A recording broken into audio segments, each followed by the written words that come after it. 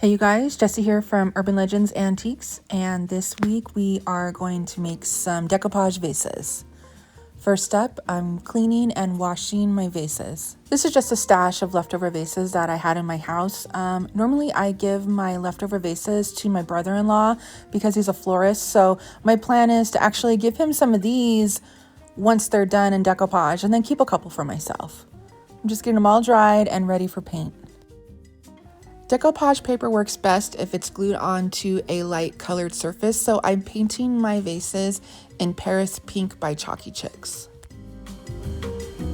I don't know about you guys, but I am ready for spring. I am so happy to be using all of these lovely pastel colors in my videos lately.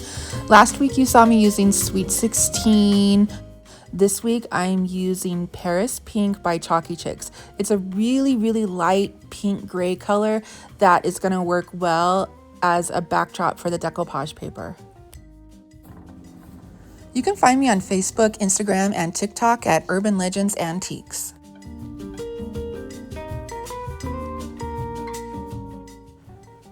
I have let my vases dry and I have pulled out my decoupage paper. You can purchase this decoupage paper on my website, urbanlegendsantiques.com. It is the Vintage Valentine decoupage paper by Jimmy Ray Vintage. It measures 30 inches by 20 inches and it's an 18-pound paper.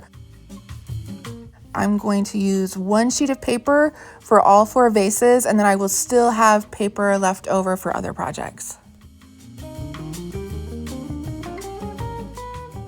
I'm using Elmer's school glue mixed with water, just equal parts school glue to water. You stir it up and then you paint it on. I know a lot of people use Mod Podge, but I was taught this way and it's worked well for me, so I'm sticking with this. I'm just getting my whole vase coated with my decoupage medium, and then once that's done, I will put my paper on.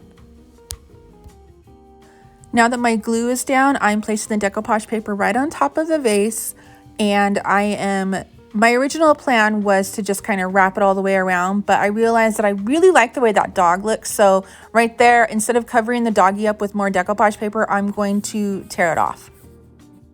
I learned this technique from Vintage Retail Therapy by Mara, and basically you take your paintbrush, you dip it in your decoupage medium, and you paint a line along the paper where you want to tear.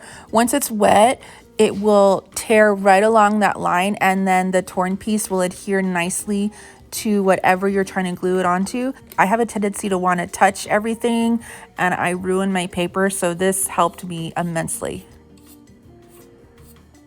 I'm painting a layer of the glue on top of the decoupage paper now, and here's another trick I learned from Mara. You put your hand into a plastic bag and then you run your hand lightly all over the piece that you're decoupaging, and it will help the decoupage paper to adhere nicely to whatever you're trying to glue it to.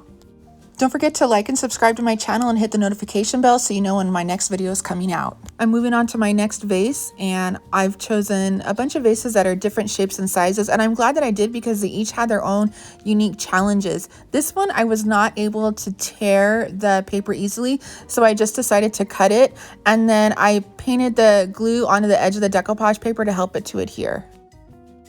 Learning this little trick with the bag from Mara was honestly a game changer for me. Before I learned how to do this, I would just run my fingers over whatever I was decoupaging, and the paper, when it was wet, would catch in the ridges of my fingerprint and would tear. I'm moving on to this little short round vase. Honestly, out of all of them, this was the easiest one to decoupage because I could hold it in my hand and just roll the paper on really smoothly, and it got done quickly. Since I didn't measure my paper correctly on this one, I'm going to do that same technique where I paint the glue along the lip of the vase, and then I'm going to just tear the paper off. Out of all of the vases, this one was by far the most challenging just because of the shape of it. So I'm glad that I saved it for last because I don't know if I would have continued on had I started with this one. I'm starting out with this smaller piece first, just so I have like some orientation lines for the rest of the paper because the bottle was an awkward shape. What I ended up having to do was I would encourage it to roll around the larger edge of the vase, and then up towards the top where the lip is, I was having to fold and pleat it to get it to lay down. And then once I did that, I just glued the whole thing down. I put a ton of the Elmer's glue on it and then grabbed my plastic bag and wiped and wiped and wiped until I was able to get it to be smooth. Now they're all done. I'm just letting them dry before I put some clear coat on them.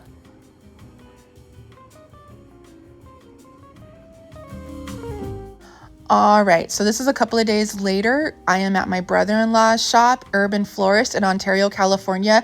And when I showed him the vases, he got so excited because they were so unique. He hadn't seen anything like it before that he immediately made some arrangements to put out on the shop floor. Now that the vases are filled with greens, he's adding a little floral shine to them just so that they look pretty and dewy. The base of the greenery is done and he is adding in some silver dollar sage for some height and texture.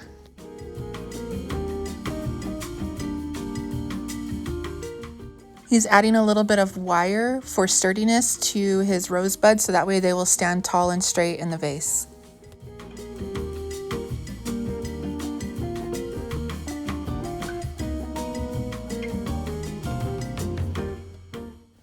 Okay, I had never seen him do this before. He took some floral paint in this hot pink color and he sprayed the flowers pink instead of yellow just to match the rest of the design.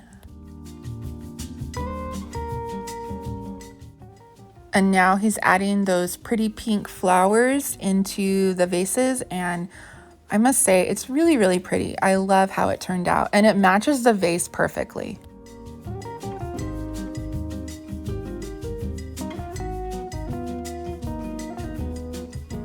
How do you make a bow?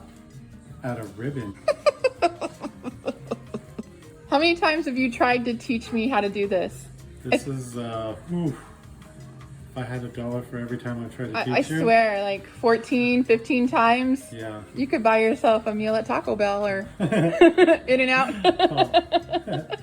Or a brand new car. We're going to do a long tail on this one. How are you doing this? Like, I still don't get it. All I see you doing is like twisting stuff. And hold on 1 second. all right. Bending an 18 gauge wire, poking it through the eye, pulling it through,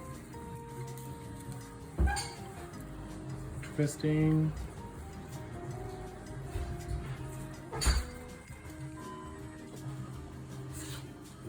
give it a snip, and we have a bow. So pretty. Out of ribbon.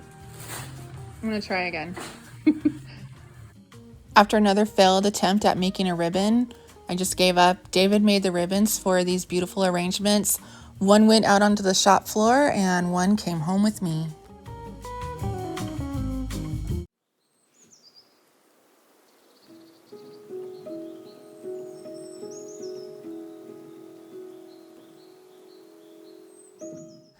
I wanted to give a special shout out to Tiff from Broke Girl Aesthetic. Thank you again for including me in this collab. Love is in the air. Happy Valentine's Day!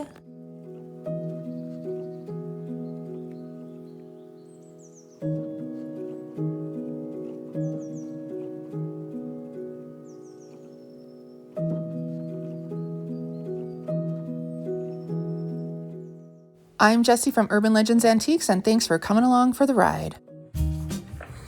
Earlier she goes, how do you make a bow? And it was like, You didn't know what to say. This was legit. And I was like, out of ribbon?